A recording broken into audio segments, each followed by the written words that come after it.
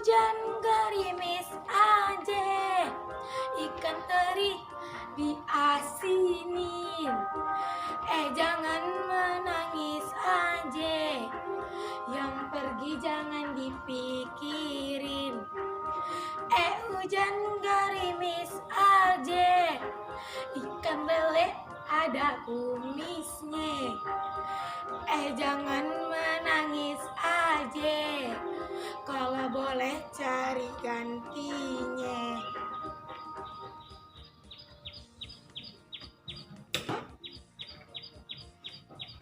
Assalamualaikum warahmatullahi wabarakatuh.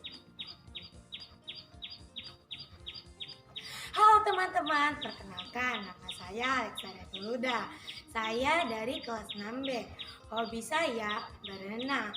Cita-cita saya menjadi TNI. Saya sekolah di SDN Marunda 03. Hari ini saya akan menceritakan cerita rakyat yang berjudul Mira dari Marunda.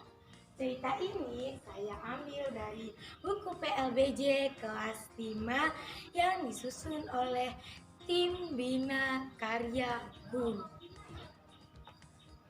Nah, pasti mau tahu dong ceritanya gimana? Dengerin aja ya. Alkisah di zaman Belanda, keadaan Marunda teramat kacau. Daerah pesisir Betawi itu juga sering didatangi perampok. Ketika itu ada seseorang yang bernama Bang Bodong. Beliau pemberani, suka menolong rakyat, dan tak pernah sombong. Ia mempunyai anak perempuan yang bernama Mira. Suatu hari, Bodong merasa dirinya sudah tua. Lalu ia memanggil anaknya, seraya berkata, "Mira, Mira." Mira pun datang menghampiri babenya. "Ada apa sih, Beh?" "Anak Babe, Mira. Babe makin tua, tapi belum ada anak lelaki pengganti Babe untuk menjaga keamanan kampung kita. Sedangkan aku merajalela, Babe khawatir kampung kita musnah." Mendengar kata-kata babenya, Mira pun termenung sejenak, lalu berkata, "Babe tak perlu khawatir, biarpun Mira perempuan, Mira sanggup jaga Marunda. Kampung tumpah darah Mira, ajarkanlah Mira silat." "Baiklah, jika itu mau Mira, Babe akan ajarkan." 1, 2, 3. Bukan main cepatnya Mira menyerap ilmu babehnya. Setelah kejadian itu, Mira pun langsung dijuluki sebagai perempuan jago silat dari Marunda. Cerita itu bukan hanya terdengar ke kampung Betawi di Marunda, namun ke kampung Betawi lainnya. Cerita itu juga didengar oleh jagoan dari Karawang yang bernama Tirta. Tirta menantang Mira. "Oh, ente yang ngadain sayembara ini?" "Iya, emang apa, Bang?" "Kenalin nih ayah, Tirta, jagoan dari Karawang. Ganteng kan ayah?" "Oh, abang mau nyoba?" "Oke, ayah jabanin dah." Bang, bentar dulu. Sebelum mau mulai, ayah punya pantun nih buat abang. Pergi ke sekolah datangnya terlambat. Nih, kenalin ayah, perempuan jago silat. Lalu terjadilah perkelahian antara Tirta dan Mira. Lagi-lagi Mira unggul. Asni jatuh terkapar dan tak berdaya. Pada suatu hari, warga Kemayoran ditempatkan oleh sebuah peristiwa perampokan yang terjadi di rumah Babah Yong.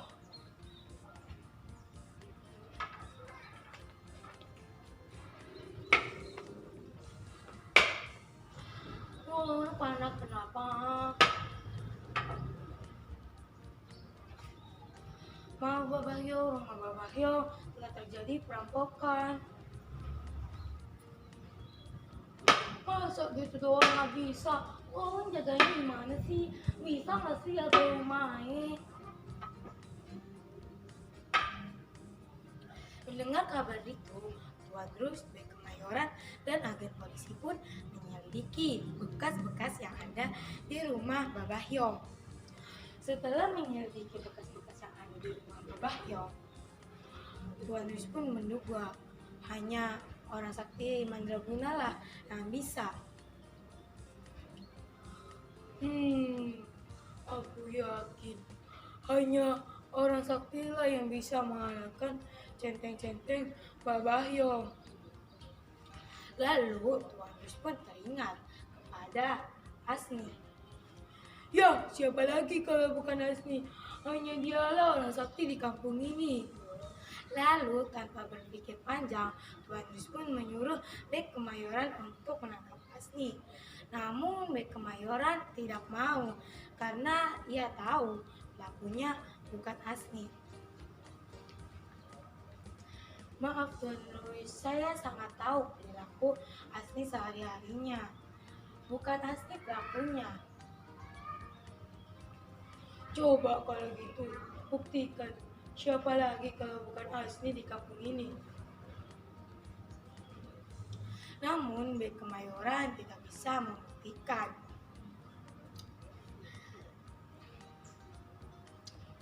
Lalu pada suatu malam, Asni pun dikepung oleh para opas dan Tuan Rus. Lalu dimasukkanlah ke dalam penjara. Tolong, maaf tuan-tuan, barangkali tuan-tuan salah menuduh saya. Saat kejadian itu terjadi, saya sedang berada di rumah. Mendengar kesaksian itu, Tuan Rus pun menyuruh keluarga dan tetangga-tetangganya pun untuk menjadi saksi. Setelah diberi beberapa pertanyaan, Asni pun terbukti tidak bersalah. Namun, Asni harus menangkap perampokan tersebut. Asni, kamu dibebaskan, tapi ada syaratnya. Kamu harus menangkap pelaku yang sebenarnya. Kalau tidak, kamu akan dipenjara kembali. Mula-mula Asni mendengar kabar itu, Asni menolak karena ia merasa tidak bersalah. Namun, karena ia mengetahui kampung Kemayoran juga salah satu tanggung jawabnya, ia pun menerima dengan lapang dada. Setelah itu, keesokan harinya, ia pun menyelidiki dulu rumah Babah Yong. Setelah ia menyelidiki rumah Babah Yong, ia curiga bahwa bukan orang Kemayoran lah pelakunya. Ia pun mencari ke kampung-kampung lainnya, termasuk kampung Kemayoran, termasuk kampung Marunda. Ketika Asni hendak memasuki kampung Marunda, Asni dijegat oleh penjaga kampung Marunda karena ia tidak izin terlebih dahulu. Anak muda, ngapain berani-beraninya kamu masuk ke sini tanpa izin? Masa seks yang gini harus izin sih? Jawab Asni. Karena penjaga kampung merasa tidak dihargai, ia pun langsung berkelahi dengan Asni. Salah satu penjaga kampung melapor kepada Babah Yong. Bang, Anda anak muda yang masuk tanpa izin. Ayah gak kuat melawannya, Bang. Mendengar kabar itu pun langsung naik darah seraya berkata, minggir, biar ayah yang ngurusin. Lalu Bang Bondong pun menghampiri Asni dan berkata, "Sini, sini, ente lawan aye." Lalu terjadilah perkelahian antara Bang Bondong dan Asni. Namun karena Bang Bondongnya sudah menua, ia tidak bisa lagi melawan Asni. Lalu Bang Bondong pun jatuh terpingsan.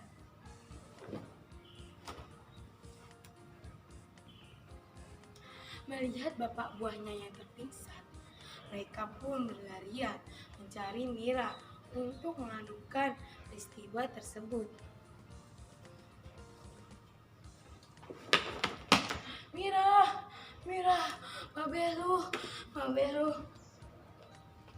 Iya, Babe Ayah kenapa? Babelu pingsan dipencundangi anak muda." Mendengar kabar itu, Mira pun tak ayal, dia pun langsung marah dan menghampiri Asni. "Hei, laki-laki udah dikenal, ngapain lu pukul Babe Aye? Sini ente lawan Aye." Namun Asni tidak mau berkelahi dengan wanita. Namun karena Mira terus mengajak dan menantang Asni, akhirnya Asni dan Mira pun berkelahi.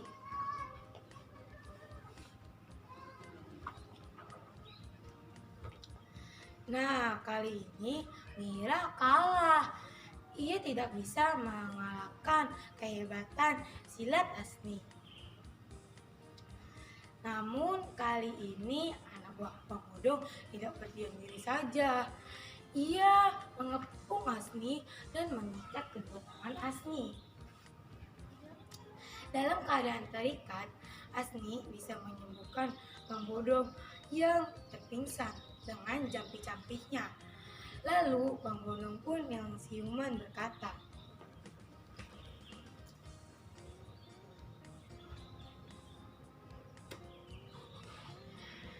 "Hei, lepaskan anak itu. Anak itu memang jago sulit. Ya, akan aku jadi."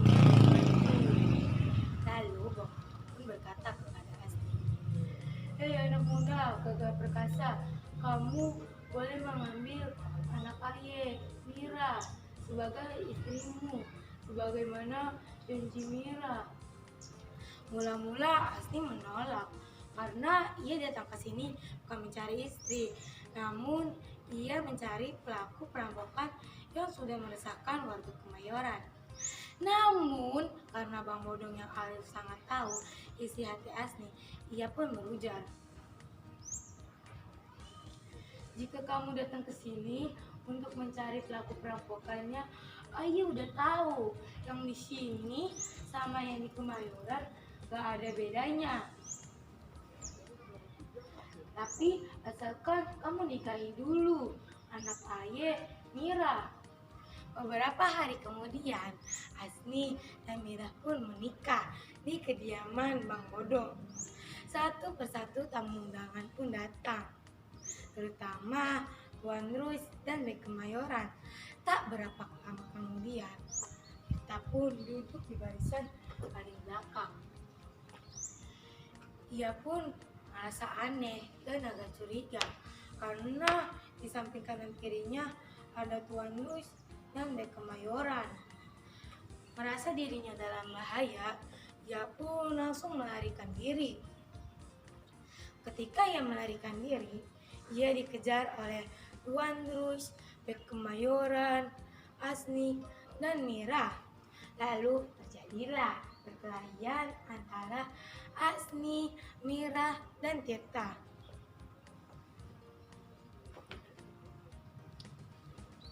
Ketika Tirta lengah, Tuan Ruis pun langsung menembakkan dada sebelah kanannya Tirta. Ger! Tak ayal, jagoan dari Karawang itu langsung roboh.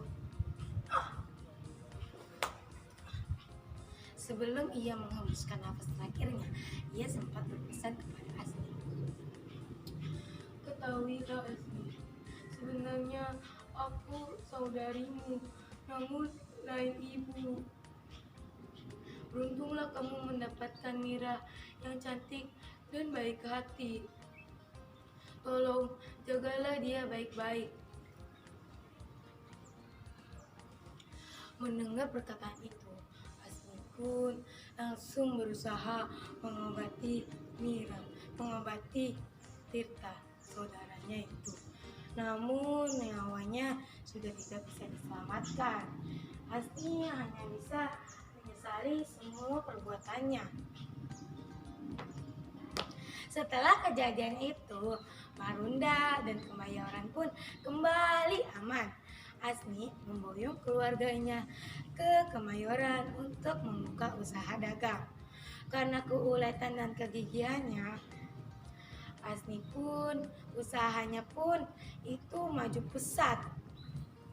Asmi dan keluarganya pun hidup bahagia.